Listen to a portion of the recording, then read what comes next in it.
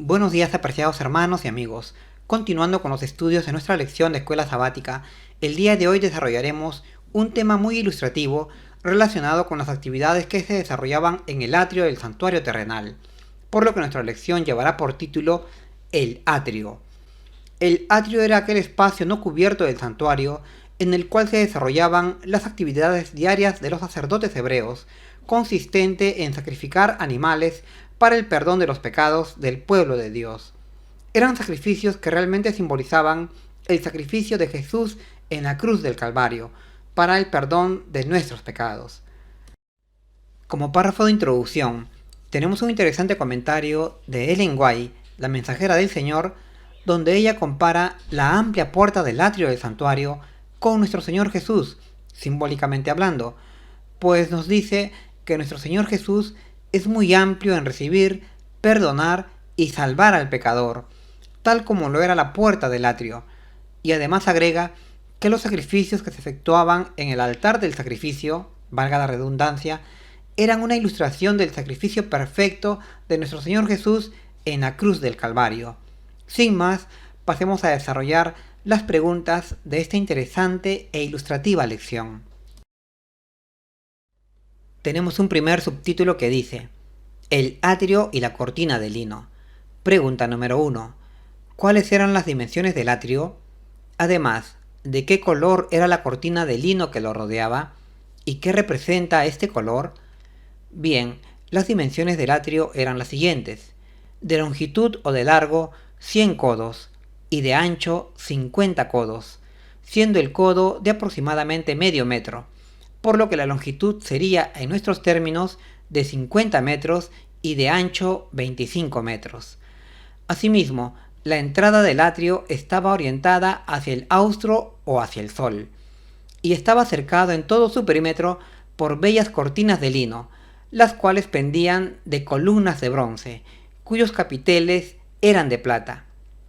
Ahora, el número de columnas en el lado mayor eran 20 y en el lado menor eran 10. Esto así lo encontramos escrito en Éxodo 27, versos del 9 al 15. También se nos pregunta de qué color era la cortina de lino que lo rodeaba y qué representaba este color. Bien, las cortinas de lino eran de color blanco, y de acuerdo a Apocalipsis 19:8, el color blanco de las cortinas del atrio representaban o simbolizaban las acciones justas de los santos de Dios. Es decir, este color representaba aquella buena conducta de amor y de bondad de los justos hijos de Dios, conducta que caracterizará a los que habrán alcanzado la victoria sobre el pecado. Y en Isaías 61:10 se agrega sobre el color blanco que son vestiduras de salvación y de justicia, con la cual Dios nos ha vestido o engalanado o ataviado como a un novio.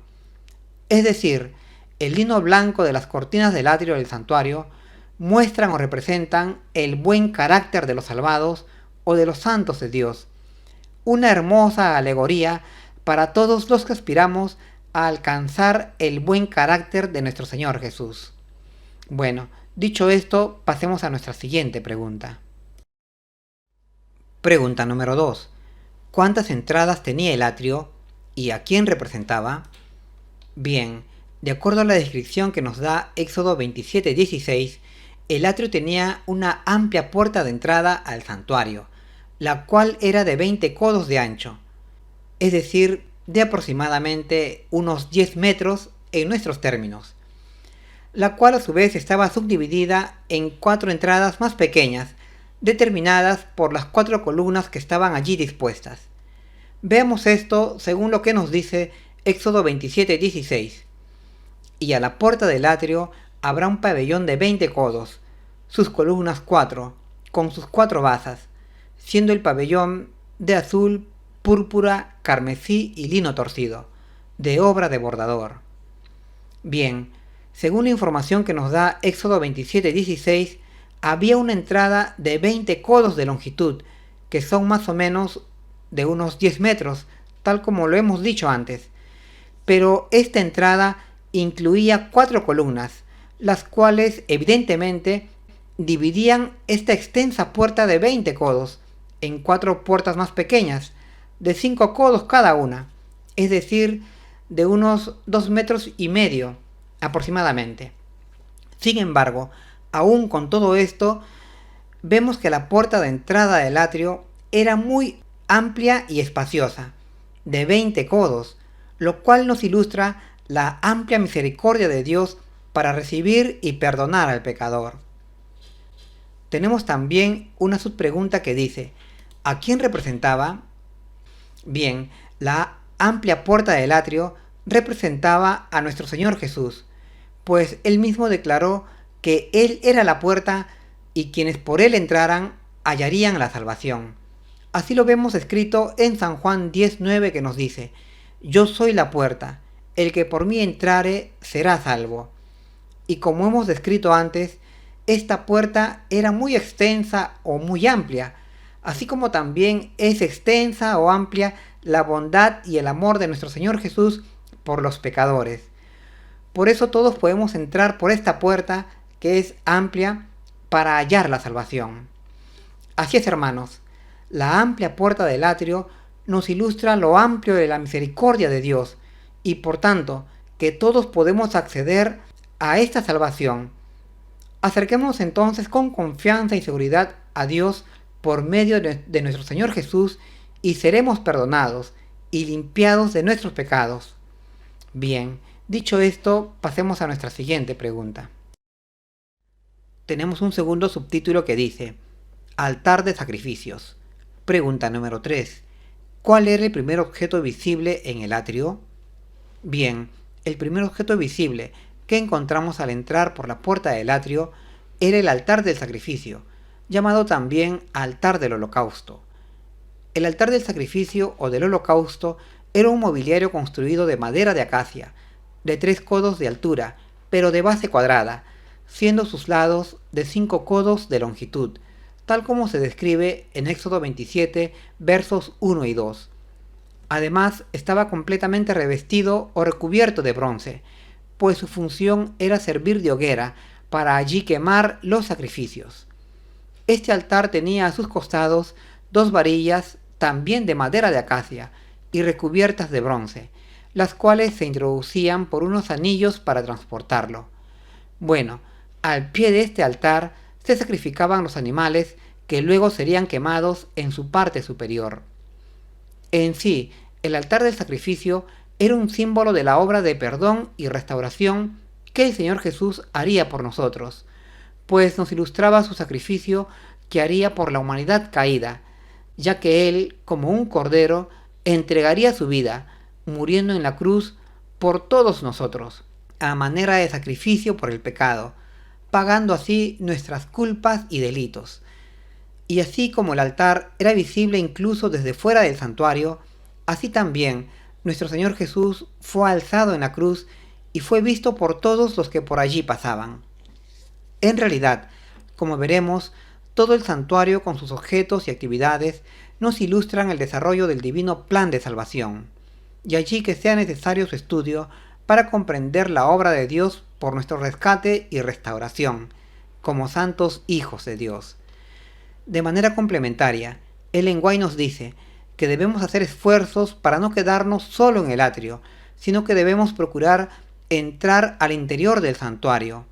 Así alcanzaremos un nivel más alto espiritualmente hablando, por lo que es menester que todo lo que hagamos, ya sea de palabra o de hecho, lo hagamos siempre en el nombre del Señor Jesús. Bueno, dicho esto, pasemos a nuestra siguiente pregunta. Pregunta número 4. ¿Con qué estaba recubierto? Es decir, el altar del sacrificio.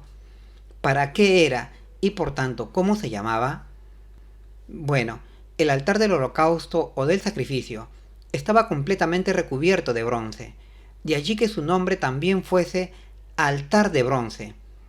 En este altar de bronce se consumían a fuego todos los sacrificios que se ofrecían al Señor, y sobre sus cuernos se rociaba la sangre expiatoria. El bronce permitía proteger este mobiliario del atrio, pues al estar hecho de madera, evidentemente el fuego podía consumirla. Por eso Dios ordenó que este altar sea revestido o recubierto de bronce, una aleación casi tan brillante como el oro, que además de protegerlo del fuego, le daba un hermoso brillo. En resumidas cuentas, podemos decir que básicamente el ministerio sacerdotal empezaba aquí, en el altar del holocausto, pues allí era donde se traían las víctimas para ser sacrificadas. Luego la sangre derramada se rociaba al pie de sus cuernos y la carne era consumida a fuego. Y ya sea en el servicio diario como en el servicio anual de expiación, los sacrificios empezaban aquí, en el altar de bronce, o altar del sacrificio. Bueno, dicho esto, pasemos a nuestra siguiente pregunta. Pregunta número 5. ¿Cómo se usó este altar y qué ascendió continuamente al cielo? Bien, el altar de bronce o del sacrificio se utilizó básicamente para efectuar los sacrificios de los animales, los cuales eran diariamente sacrificados en la entrada del santuario, al pie del altar, tanto en las mañanas como en las tardes. Así lo vemos descrito en Éxodo 29, versos del 38 al 42, que nos dice: «Y esto es lo que ofrecerás sobre el altar cada día, 2 corderos de un año continuamente. Ofrecerás un cordero a la mañana, y el otro cordero ofrecerás a la caída de la tarde, y con el cordero ofrecerás también 1/10 parte de un efá de flor de harina amasada con la 1/4 parte de un hin de aceite, en olor de suavidad. Será ofrenda encendida a Jehová. Esto será holocausto continuo por vuestras generaciones». Es decir, luego de los sacrificios se quemaba en la parte superior del altar la carne del cordero, produciéndose con esto un grato olor que era percibido tanto por los sacerdotes y también por el pueblo. Sin embargo, si bien es cierto que el uso del altar de bronce o del sacrificio era básicamente para efectuar el sacrificio de corderos, bueyes o machos cabríos, y por eso que se le llamaba altar del sacrificio, sin embargo, el propósito real o principal era la expiación o limpieza de los pecados del pueblo de Dios. Es decir, el altar en sí no era para sacrificar animales y quemarlos, tal como se veía en los hechos, sino que fundamentalmente era para limpiar a las personas de sus faltas a la ley de Dios. Este era el propósito que estaba detrás de los sacrificios en el altar. Así lo vemos descrito tanto por Moisés como por Pablo. Veamos, en Levítico 17:11 se nos dice: «Porque la vida de la carne en la sangre está, y yo os la he dado para expiar vuestras almas sobre el altar, porque es la sangre lo que hace expiación por el alma». Es decir, según el plan de Dios, el sacrificio o derramamiento de la sangre de los animales en el altar del holocausto era para limpiar las almas o las mentes de las personas de la corrupción del pecado. Esta misma idea la vemos expuesta en Hebreos 9:22 por parte del apóstol Pablo, que nos dice: «Y casi todo es purificado según la ley con sangre, y sin derramamiento de sangre no hay remisión de pecado», siendo aquí la remisión el quitar el pecado de la persona y transferirlo al santuario. En otras palabras, la idea de los sacrificios en el altar era el enseñar al pueblo cómo se les limpiaba de sus pecados. Lamentablemente, Israel no entendió este propósito de Dios ilustrado en los continuos sacrificios. Tenemos también una subpregunta que dice: ¿qué ascendió continuamente al cielo?